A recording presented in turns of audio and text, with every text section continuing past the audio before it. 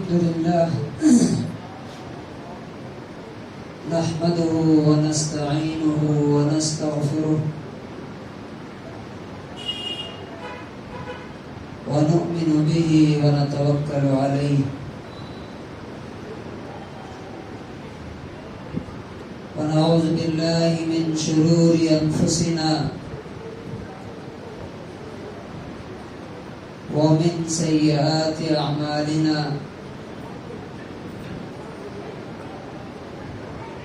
من يهده الله فلا مضل له ومن يضلله فلا هادي له ونشهد أن لا إله إلا الله وحده لا شريك له ونشهد أن سيدنا ومولانا محمدا عبده ورسوله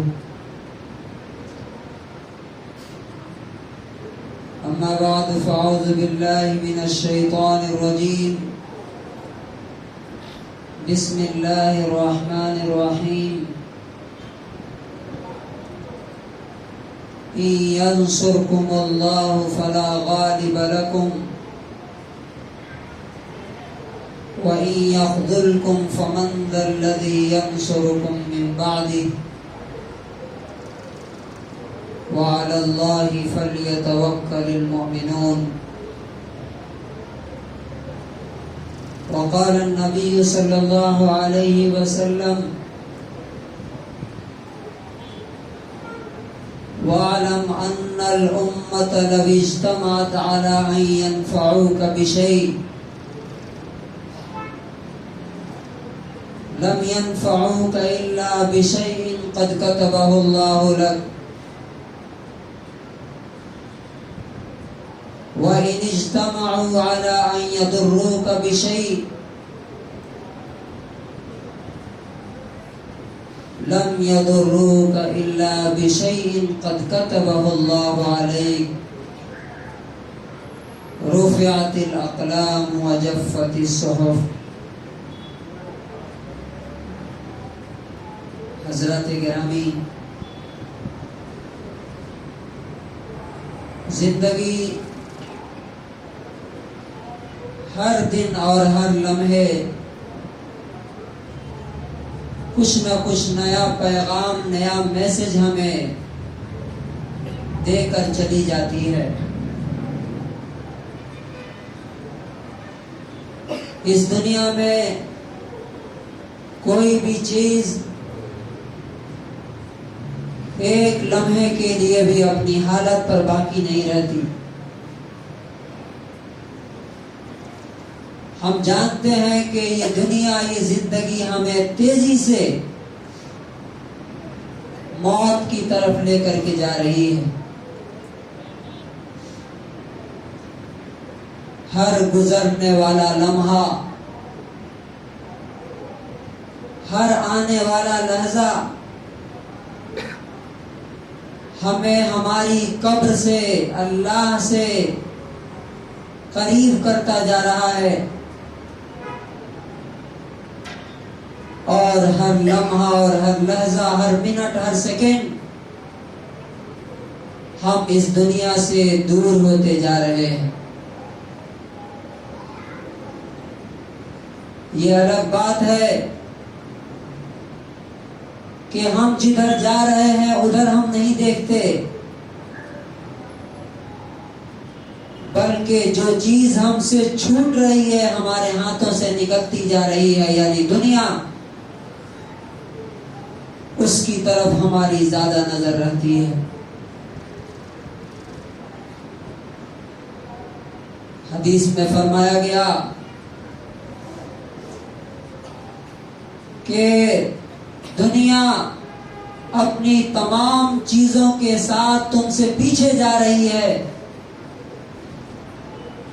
اور آخرت اپنے وعدوں کے ساتھ تمہارے سامنے سے آ رہی ہے.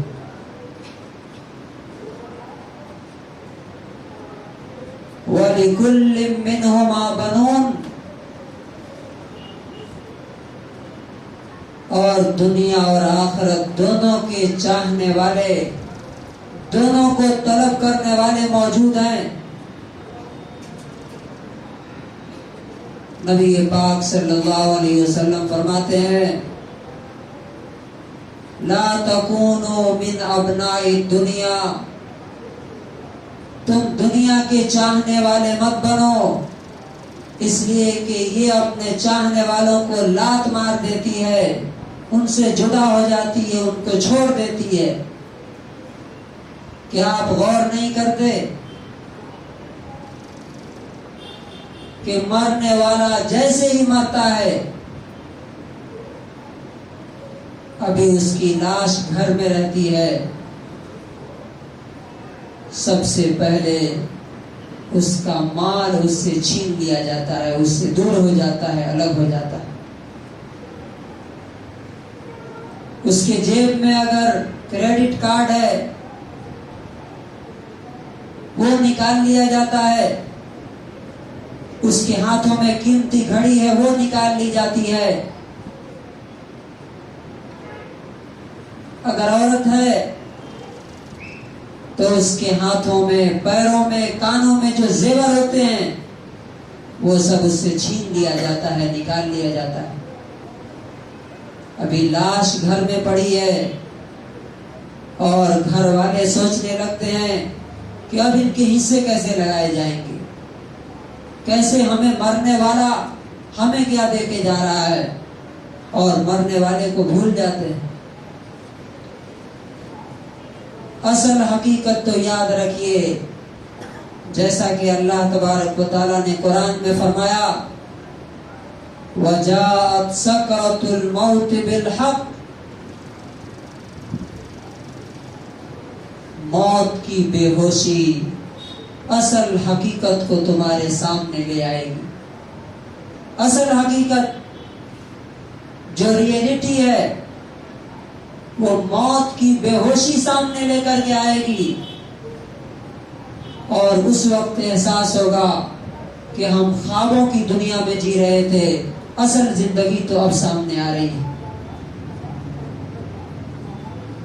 اس وقت کو یاد کیجئے کہ جب دنیا کا پردہ گر جائے گا اور آخرت کا حجاب اٹھے گا، جو آج ہمیں دکھائی نہیں دے رہا ہے، جو نظر نہیں آتا ہے، وہ ساری چیزیں ہمیں دکھائی دینے لگیں گی۔ ہم سنتے ہیں کہ فرشتے ہیں، فرشتے ہمارے آنکھوں کے سامنے ہوں گے ہماری روح قبض کرنے کے لیے۔ اگر نیک ہیں تو عزت اور احترام سے بولیں گے یا ایتھا النفس المطمئنہ ارجعی الی ربک، اے مطمئن روح، اے نیک اور پاک روح، اپنے رب کی طرف چل، اس حال میں کہ تو بھی خوش ہے، تیرا پروردگار بھی خوش ہے۔ اور اگر برے ہیں، گنہگار ہیں، مجرم ہیں، تو وہی فرشتے کہتے ہیں الیوم تجزون عذاب الہون اخرجوا انفسکم، چلو اپنی جان نکالو، اپنی روح نکالو۔ الیوم تجزون عذاب الہون، آج تمہیں ذلت کا اور رسوائی کا عذاب دیا جائے گا۔ وہیں سے دوسری دنیا نظر آنی شروع ہو جاتی ہے، اور اس وقت انسان کو ہوش آتا ہے کہ دنیا میں جو میں کچھ کرتا تھا وہ اصل میں ایک کہانی، ایک اسٹوری تھی، اصل حقیقت اب سامنے آ رہی ہے۔ اس لیے میرے بھائیوں، دنیا تو کسی نہ کسی طرح گزر ہی جاتی ہے، گزر جائے گی۔ جو جھونپڑی میں ہے اس کی بھی زندگی کٹ جاتی ہے، جو محل میں ہے اس کی بھی زندگی کٹ جاتی ہے، لیکن آخرت کٹنے والی نہیں ہے، ہمیشہ اور سدا رہنے والی ہے۔ اس میں اگر جس نے یہاں رہ کر کے اس کی تیاری نہیں کی، اس کو کوئی پوچھنے والا نہیں ملے گا، کوئی مدد کرنے والا نہیں ملے گا، کوئی ہیلپ کرنے والا نہیں ملے گا، کوئی تعاون کرنے والا نہیں ملے گا۔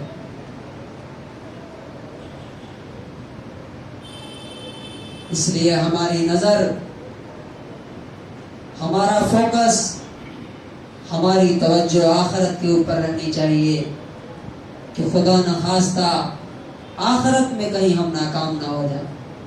اگر آخرت میں ناکام ہو گئے تو دنیا میں چاہے بادشاہوں کی زندگی گزاری وہ مٹی کے دھول کے برابر بھی نہیں ہے، اور اگر دنیا میں چاہے جتنے بھی ناکام رہے، آخرت کامیاب ہو گئی تو حدیث میں ہے کہ قیامت کے دن جب ایک جنتی کو جو دنیا میں سب سے بری حالت میں رہا ہوگا، اللہ تعالیٰ کہے گا فرشتوں سے کہ اس کو جنت کی ایک سیر کرا کے لاؤ۔ فرشتے جب جنت سے گھما کے لائیں گے، پھرا کے لائیں گے، تو اللہ تعالیٰ پوچھے گا تم نے کبھی دنیا میں کوئی مصیبت دیکھی ہے، کوئی پریشانی دیکھی ہے؟ تو وہ کہے گا لا واللہ یا ربی، اللہ کی قسم اے میرے رب، میں نے دنیا میں کبھی کوئی مصیبت دیکھی ہی نہیں۔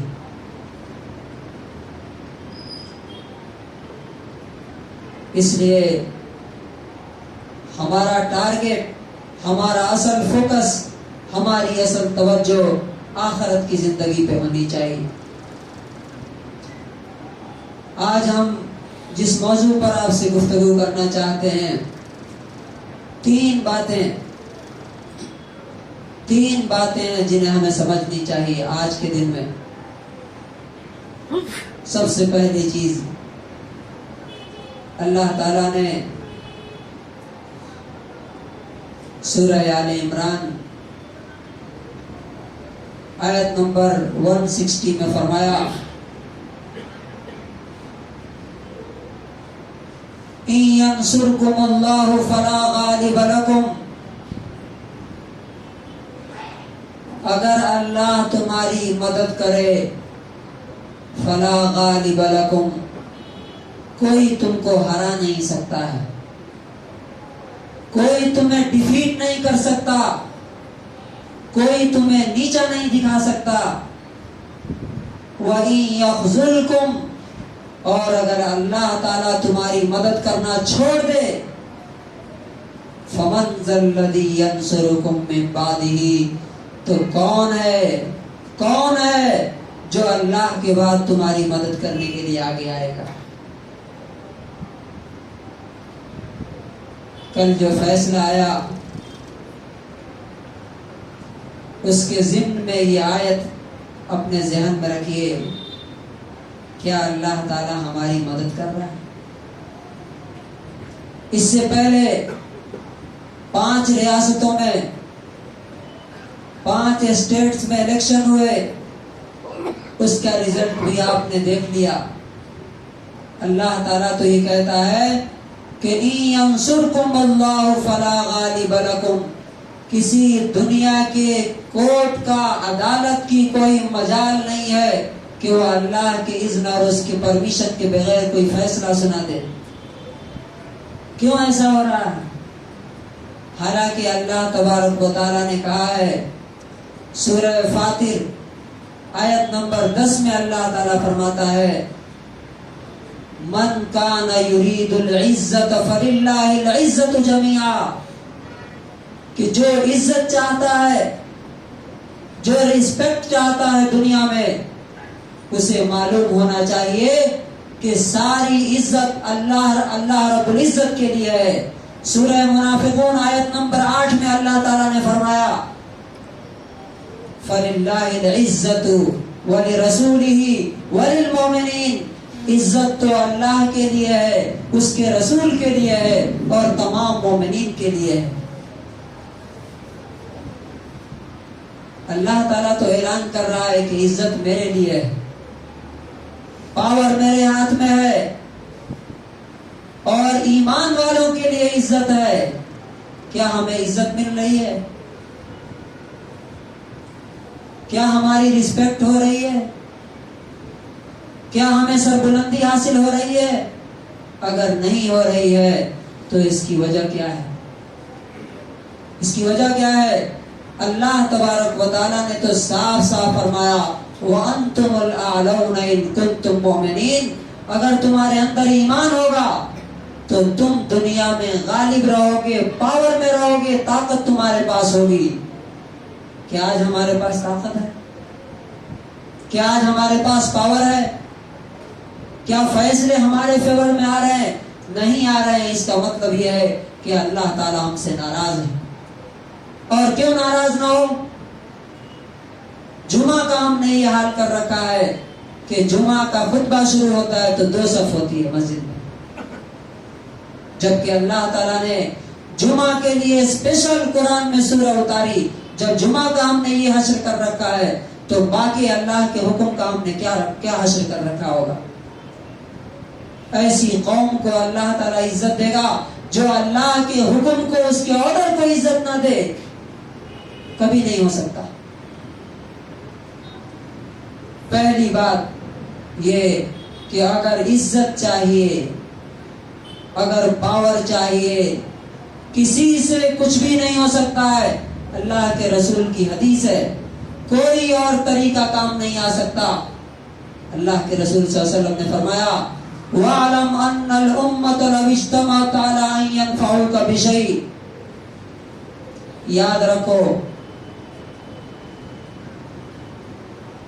پوری دنیا، پوری قوم مل کر بھی اگر تم کو فائدہ پہنچانا چاہے تو صرف اتنا ہی پہنچا سکتی ہے جتنی اللہ نے تمہاری تقدیر میں لکھ دیا ہے۔ اور وَإِنِ اجْتَمَعُوا عَلَىٰ أَن يَضُرُّوكَ بِشَيْءٍ، اگر نقصان پہنچانا چاہے، اگر تمہارا لاس کرنا چاہے تو صرف اتنا ہی نقصان پہنچا سکتی ہے جتنا اللہ نے تمہارے لیے لکھ دیا ہے۔ رفعت الاقلام وجفت الصحف، تقدیر کا قلم اٹھا لیا گیا اور تقدیر کا رجسٹر سوکھ گیا ہے، اب اس میں کوئی آگے پیچھے نہیں کر سکتا۔ تو یہ جو کچھ ہمارے ساتھ ہو رہا ہے یہ اللہ کی تقدیر ہے۔ اور اللہ کی تقدیر کیسے بدلتی ہے، اللہ کیسے اس کو بدلتا ہے، وہ قرآن میں اللہ تعالیٰ نے بیان کر دیا ان اللہ لا یغیر ما بقوم حتی یغیروا ما بانفسہم، جب تک تم نہیں بدلو گے فیصلے تمہارے خلاف ہی آتے رہیں گے، چاہے تم کتنا احتجاج کر لو، کتنے دھرنے کر لو، کتنے پروٹیسٹ کر لو۔ اگر اب بھی آنکھ نہیں کھلی تو اس سے برے حالات ہمارا انتظار کر رہے ہیں۔ دوسری چیز جو آپ سے میں عرض کرنا چاہتا ہوں، اس فیصلے کا، حجاب کے بارے میں فیصلے کا جو اثر ہمارے نوجوان طبقے پر اور اسکولوں میں پڑھنے والے، کالجوں میں پڑھنے والے اسٹوڈنٹس پر جو پڑا ہے، اس کے لیے ہمارے پاس کیا حل ہے، کیا سولوشن ہے؟ ہم نے کیا سوچا ہے، ہمارے پاس کیا پلاننگ ہے اس کے لیے؟ اس کے لیے ہمیں یہ پلاننگ کرنی پڑے گی کہ نوجوان لڑکوں اور لڑکیوں کو جمع کر کے ان کا اسلام پر کانفیڈنس بلڈ کیا جائے کہ دیکھو دنیا کوئی بھی فیصلہ کرے، کورٹ سے کوئی بھی آرڈر آئے، لیکن اسلام ہی رہے گا، اس کی عزت میں، اس کی طاقت میں، اس کے حسن میں، اس کی خوبصورتی میں کبھی کوئی کمی نہیں آ سکتی۔ جیسے نبی پاک صلی اللہ علیہ وسلم نے صحابہ کرام کے اندر اسلام پر اعتماد اور کانفیڈنس بلڈ کیا تھا کہ دنیا کے سپر پاور کے سامنے بھی کھڑے ہو کر کے بولتے تھے، جیسا کہ حضرت ربعی ابن عامر رضی اللہ تعالیٰ عنہ نے ایران کے بادشاہ کے سامنے کہا تھا۔ نبی پاک صلی اللہ علیہ وسلم نے ایک فوج بھیجی تھی ایرانیوں سے جنگ کرنے کے لیے۔ بادشاہ نے کہا کہ ان کو بلاؤ، ذرا ان سے بات کریں، کیسے لوگ ہیں یہ کہ جنہوں نے ہماری حکومت کے ٹکڑے ٹکڑے کر دیے۔ بات کی پوچھا کہ کیوں آئے ہو، ما جاء بکم، کیوں آئے ہو؟ انہوں نے کہا اللہ ابتعثنا لنخرج من شاء من عبادت العباد الى عبادت اللہ. ہم اپنے سے نہیں آئے، ہم اپنے سے نہیں آئے، ہمیں اللہ نے بھیجا ہے. اور کس لیے بھیجا ہے؟ تاکہ لوگوں کو لوگوں کی غلامی سے نکال کر کے اللہ کی بندگی کی طرف لے آئیں. تو کہا کہ کیا تم ہم سے جنگ جیت جاؤ گے؟ تمہیں پتہ نہیں ہماری فوج دنیا کی سب سے پاورفل اور طاقتور فوج ہے. تو انہوں نے کیا کہا معلوم؟ یہ ہے کانفیڈنس. اللہ کے وعدوں پر، رسول کی باتوں پر کانفیڈنس کیسا تھا؟ انہوں نے کہا کہ ہمارے دونوں ہاتھ میں لڈو ہے. آج کے الفاظ میں کہیں گے تو انہوں نے کہا کہ دیکھو ہم تم سے مقابلہ کریں گے، ہم تم سے مقابلہ کریں گے یہاں تک کہ ہمارا دین غالب ہوگا، پاورفل ہوگا. ہم مریں گے تو جنت میں جائیں گے، اور ہم میں سے جو بچ جائے گا اس کو اللہ تبارک و تعالی عزت اور حکومت عطا فرمائے گا. پھٹے پرانے کپڑوں میں تھے، تلواریں پرانی ٹوٹی ہوئی تلواریں تھی، لیکن اندر جو کانفیڈنس تھا، جو اعتماد تھا، وہ یہ تھا کہ دنیا کا سپریم پاور اس کے سامنے لرز جاتے تھے، کانپ جاتے تھے ان سے بات کرنے میں. یہ اعتماد ہمیں اپنے نوجوانوں میں، اپنی لڑکیوں میں اور لڑکوں میں بلڈ کرنا پڑے گا. نہیں تو یہ جو طوفان ہے یہ ان کو بہا کے لے کے چلا جائے گا، ہم دیکھتے رہ جائیں گے. ان کو بتانا پڑے گا جو اللہ تعالیٰ نے قرآن میں کہا لا یغرنک تقلب الذین کفروا فی البلاد، کہ دیکھو دنیا میں اگر کوئی پاور میں ہے، کسی کے پاس طاقت ہے، تو اسے دھوکہ مت کھاؤ، دھوکہ مت کھاؤ کہ شاید یہ لوگ اچھے ہیں، یہ لوگ صحیح ہے. نہیں، متاع قلیل، چند دن کے لیے، تھوڑے دن کے لیے ان کے پاس یہ ہے، اس کے بعد ثم مأواہم جہنم، ان کا ٹھکانہ دوزخ کی آگ ہے. یہ ان کو سمجھانا پڑے گا، ان کو بتانا پڑے گا. زُجِّنَ لِلَّذِينَ كَفَرُوا الْحَيَاةُ الدُّنْيَا وَيَسْخَرُونَ مِنَ الَّذِينَ آمَنُوا. جو انکار کرنے والے، جو کفر کرنے والے ہیں، ان کے لیے دنیا کی زندگی خوبصورت بنا دی گئی ہے، اور ایمان والوں کا مذاق اڑاتے ہیں. کیا پردہ کرتے رہتے ہیں، یہ لوگ قید کر رکھا ہے، بند کر رکھا ہے عورتوں کو، مذاق اڑاتے ہیں. اللہ تعالیٰ کہتا ہے والذین اتقوا فوقهم یوم القیامہ، جو اللہ سے ڈرنے والے ہیں، جن کا آج مذاق اڑایا جا رہا ہے، قیامت کے دن ان کے اوپر رہیں گے، ان سے سوپر رہیں گے. یہ بتانا پڑے گا ہمیں. تو دوسری بات، پہلی بات یہ تھی کہ ہمیں یہ سمجھنا پڑے گا کہ ہمارے ساتھ یہ حالات کیوں آ رہے ہیں، ہر چیز ہمارے اگینسٹ کیوں جا رہی ہے. یہ اس لیے کہ اللہ تعالی ہم سے ناراض ہے، ہم اس کی طرف پلٹیں. دوسری بات، اپنے نوجوانوں میں جن لوگوں کے بچے اور بچیاں اس کالجز میں، اسکولوں میں پڑھتے ہیں، انہیں اپنے بچوں اور بچیوں کے اندر اسلام کے بارے میں اعتماد پیدا کرنا پڑے گا، اور نہیں تو ان کا ایمان ہوا میں اڑ جائے گا. جیسا پریشر ہے، جیسا دباؤ ہے، جیسا دھارا چل رہا ہے. تیسری چیز جو آپ کو بتانی ہے وہ آج کے دن کے بارے میں، شب برات. شب برات کو ایک عید کی حیثیت سے ہم منا رہے ہیں. نئے کپڑے خریدے جا رہے ہیں، گھروں کو سجایا جا رہا ہے. دیکھیے یہی ہے اصل فرق. جو قوم عزت پاتی ہے اور جو قوم ذلیل ہوتی ہے، اس میں یہی بنیادی فرق ہوتا ہے. اسے سمجھ میں نہیں آتا ہے کہ امپورٹنٹ کیا ہے اور کون سی چیز امپورٹنٹ نہیں ہے، کون سی چیز اہم ہے، کون سی چیز ضروری ہے، کون سی چیز غیر ضروری ہے. شب برات کے بارے میں کوئی ایک حدیث بھی صحیح نہیں ہے، لیکن دیکھیے کتنا شان سے، دھوم دھام سے. رات ایک بچہ دوڑ کے جا رہا تھا، میں نے پوچھا کہاں جا رہے ہو؟ کہا گوشت خریدنے جا رہے ہیں. کیوں بھائی؟ شب برات کا دن. یہ ہے ہمارے زوال اور ہماری تباہی کی اصل وجہ. جو چیز اصل ہے اسے ہم نے چھوڑ دیا.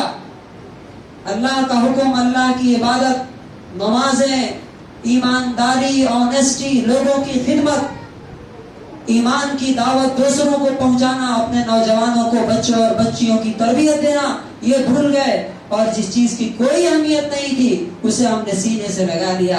تو ظاہر بات ہے کہ اتنا جب ہم دور جائیں گے اللہ تعالیٰ سے تو اللہ تعالیٰ ہمارے ساتھ کیا کرے گا.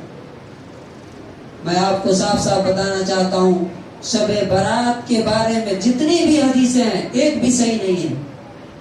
اور وہ وہی حدیثیں ہر تہجد کے دن کے بارے میں ہے. یعنی جب صبح ہوتی ہے، ہر صبح میں جب تیسرا پہر ہوتا ہے، لاسٹ 1/3 جو ہوتا ہے، اللہ تبارک و تعالیٰ آسمان دنیا پر آتا ہے اور پکارتا ہے، کوئی ہے مغفرت کرنے والا. اس وقت کوئی نہیں جگتا.